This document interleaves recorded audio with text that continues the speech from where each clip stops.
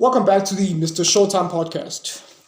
I am Mrshowtym, a certified public relations graduate, right? Certified, right? So in today's video, I'm going to be talking about the debauchery and the buffoonery that's going on in today's corporate environments with regards to the whole wokeist movement and how they're going about employing and hiring and recruiting employees based on the color of their skin. Now, here's what you need to understand. We are the generation of course correction, right? In this generation, we are trying so hard to course correct the atrocities of the past and try to do things right and amend things in the name of wokeism, being woke. See, but the problem is we're not going to the extremes where in the past things used to be tilted one way, right? And now we're trying to course correct, and we don't realize that now we're going to the extreme opposite end, which basically is basically the same. We see, whereas in the past only employees of a certain color, of a certain race were dominant in a certain field, now we're going to the extremes to forcibly fill corporations and industries with people of other colors and races and ethnicities, and we're trying to amend those favoritisms, right? But what we don't realize is now we're going to the extreme opposite end of the spectrum, which basically is no different. It's just two sides of the same coin, right? But that's my little opening monologue. Today's topic, I want to address Top Gear's new casting team, right? The new crew of presenters.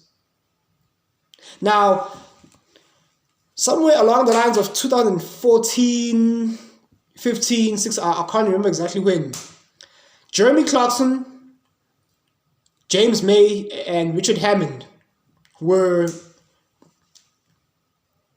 they left Top Gear because of an incident, with Jeremy Clarkson, an assault incident, and the point is they left, which was very sad because we've grown accustomed to these three elderly, old men, Caucasian men, right? But now the problem is, yes, the show must go on.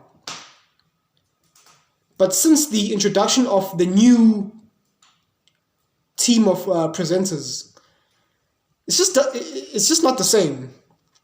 Just doesn't have the same vibe, the same feel without Jeremy Clarkson, Richard Hammond, and James May. Captain Slow, right? Yes, they're still pretty much doing things the same, but now what really irks me is the new team of presenters, the SJWs, right? These corporations and industries, they have went to the extreme ends of wokeism. They've hired a team of presenters from every single demographic. And it's riveting to say the least.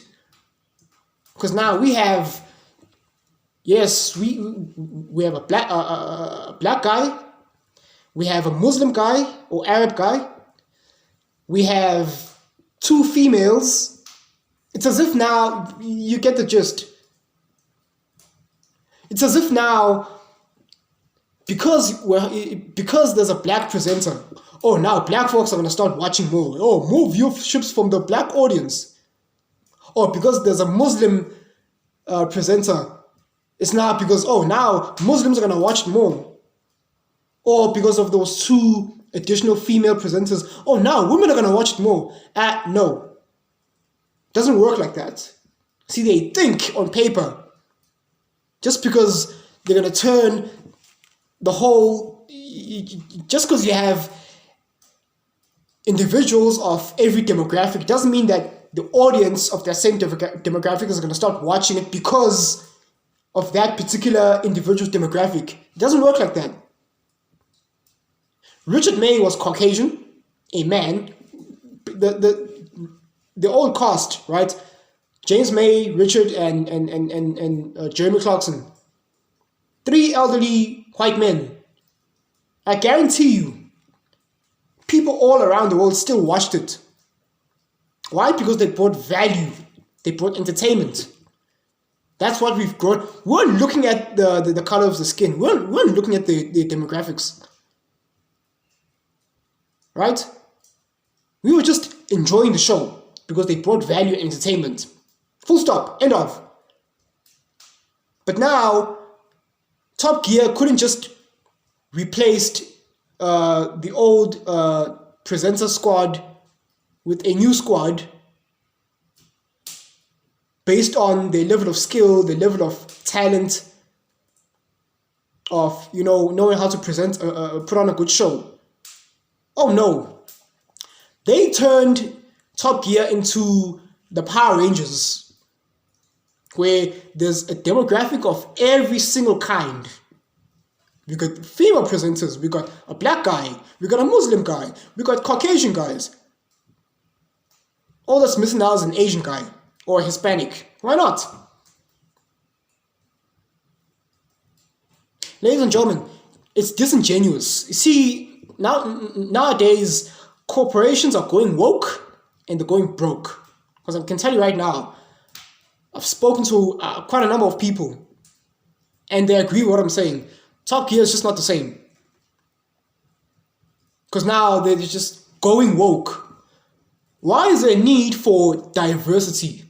Why are corporate industries and organizations of today, instead of focusing on providing value, which is what attracts an audience and customers and clients, just provide good value. In this case of Top Gear, just provide a panel of presenters who know their stuff.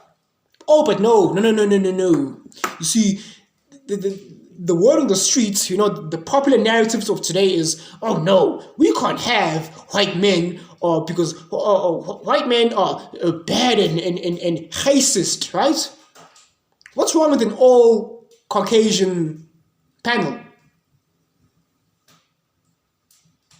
I'm looking at the value. So for example, let me give you an example, right? Stay with me. Let's say you are an organization and you're a space organization, right? And you need to hire a team of 10 group of scientists and engineers to, travel to another galaxy, right? To build a ship and to travel to another galaxy. You're looking to hire a group of 10 scientists and engineers. Now, the candidates, we have a total of 30 candidates that applied. So out of the 30 potential candidates, you can only select 10. There's only space for 10, right? Now, out of that 30, yes, there's a variety of different races and demographics. You get black engineers, you get Asian engineers, you get Indian engineers. But now, my question to you is, what if the 10 candidates that qualify just happen to be all white? What are you going to do then? Because listen, the room for error is minimal. So you got your 10 group of engineers or scientists that qualified. They just happened to make the cut. They worked hard, they've been through the whole qualifying process, and they made it. Now you got your 10 group of engineers. But they just happen to be all white. What are you going to do? Because of, we want to be inclusive and equality, like space and time travel doesn't care about skin color, whatnot. It's about having an elite group of individuals to fulfill the task. End of story. But in today's society, what are people going to say? Oh, look at them. All of them are white. Oh, that's unfair. They're racist. And no. It can be proven on paper by the results based on their merit. The ones that qualified just happen to be all white.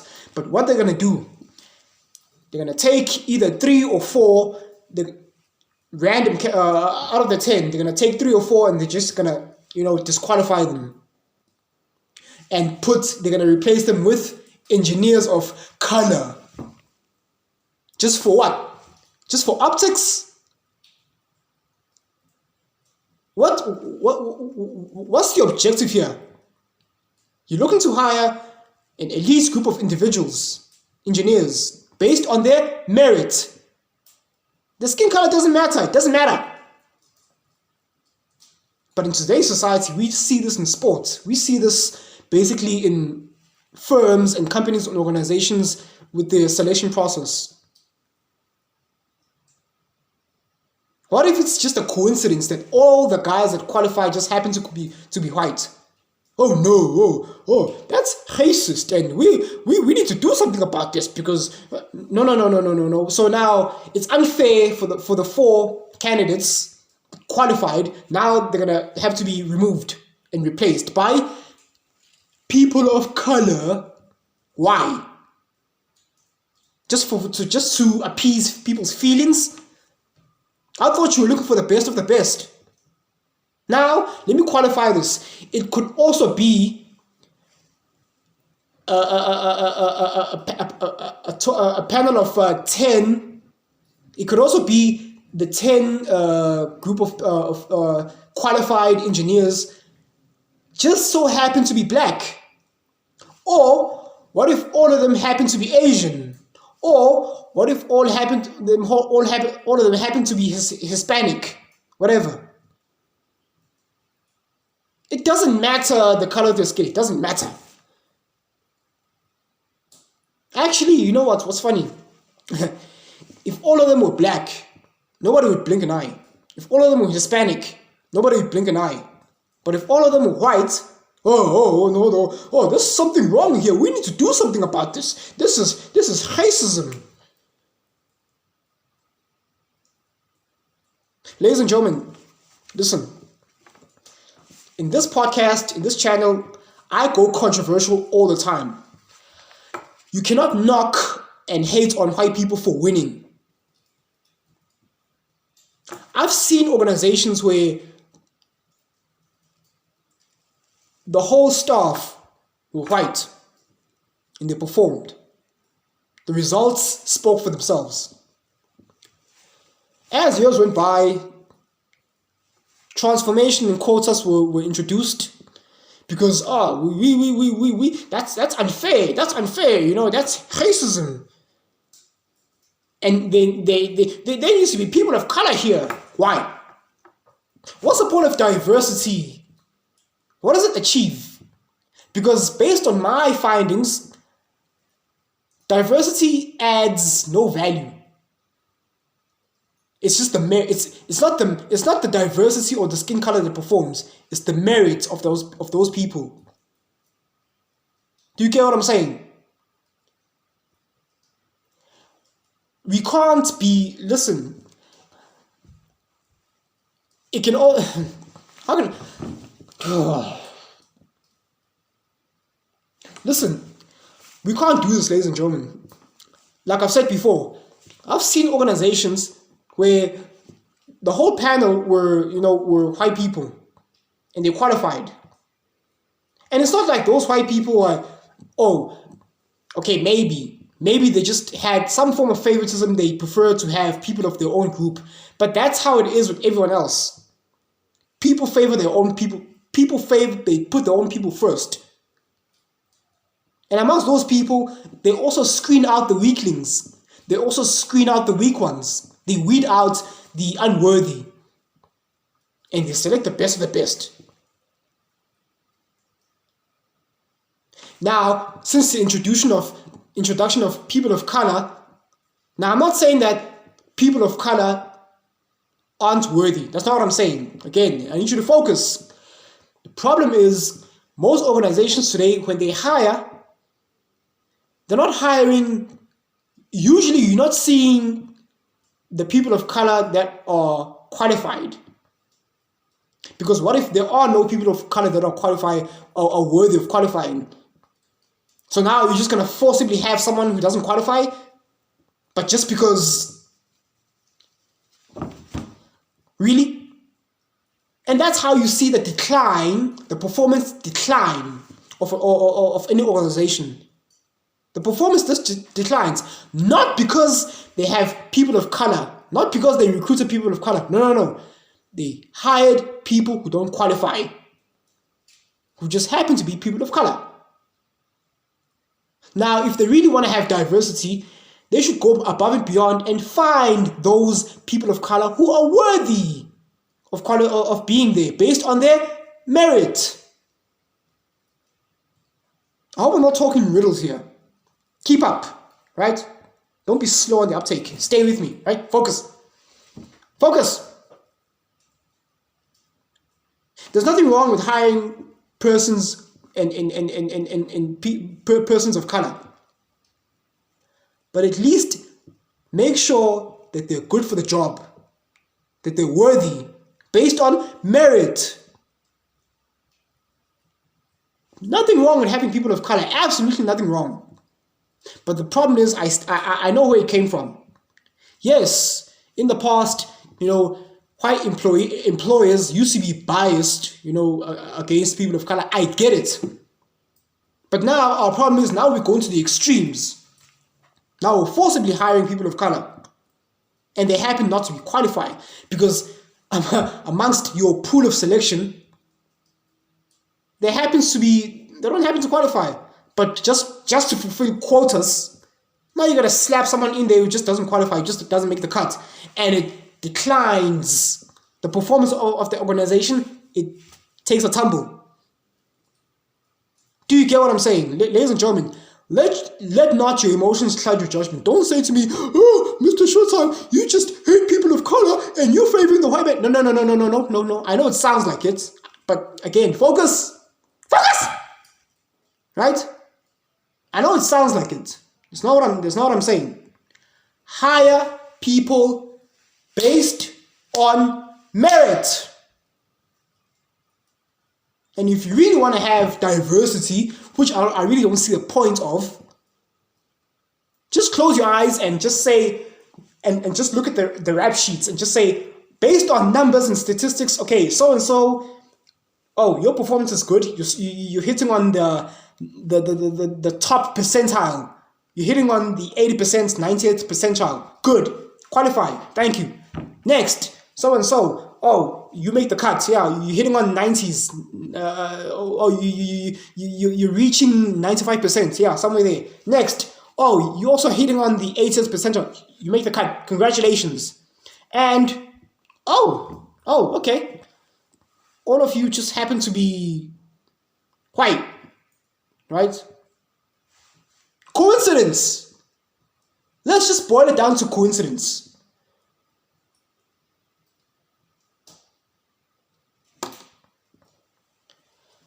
It could also happen that, listen, out of 10 candidates, 9 of them happen to be people of color and 1 happens to be white. Fair game. If you didn't make the cut, then sorry. It could also be that 9 of your candidates are white and 1 is black or a person of color. There you have it. Congratulations, you made it. We're not looking at your skin color. You're not looking to fulfill quotas. No. The best man for the job. You 10 candidates, congratulations. You made it. Based on your merit. That's my point. That's points of what I'm saying. And I know, of course, the SJWs are going to come to my attack in the comment section. Oh, you just hate people of color. I do not. I don't.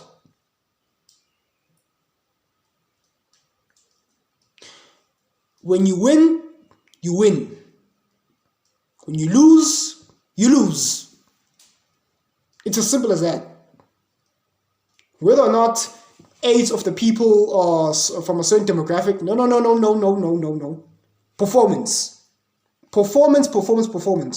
I know I've drifted away from the Top Gear, but that's the concept.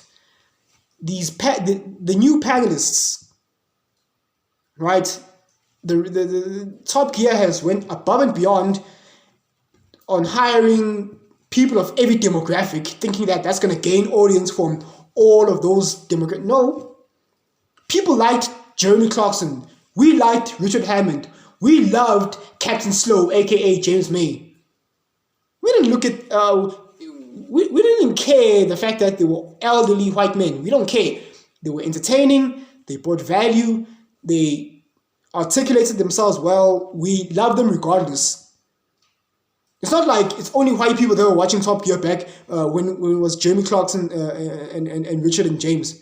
No, all of us. I prefer Jeremy Clarkson, Richard Hammond, and James May. I prefer that panel of presenters compared to the new ones. Because the new ones, they just... Matt LeBlanc. Go back to Friends. Right? And I know the Friends series is over, but still, really? And they hired a black guy, and they hired a Muslim guy, and they hired 2 female panelists because we want women to watch too. No, it doesn't work like that. Just provide value, and the people that find your service and your thingy, whatever you do, people will find value if there's value to worthy. Right? That's it for my. I'm done ranting, right? I'm done ranting. But to you organizations out there, I hope you're watching. In fact, I hope you listen to this with the volume turned up to maximum level, because I really want you to hear this. The way you're going about hiring, this whole transformation thingy, is the same thing in sports. Oh, we have to hire a coach of color because... Okay, what if it's not good enough? What then? What then? Now you're going to spend a whole entire season, or however long you offered their contract, a 2-year contract. Now the team is going to suffer because you didn't hire a person who was worthy. Oh no, you looked at the skin color first. How is that different from how things were done back, from what you're complaining about? You can't fight racism with racism. In the process of destroying the monster, one must be careful not to become the monster. Because in this generation, people are trying to course correct the atrocities of the past. But now, some of us are here, we're going to have to course correct the course correcting.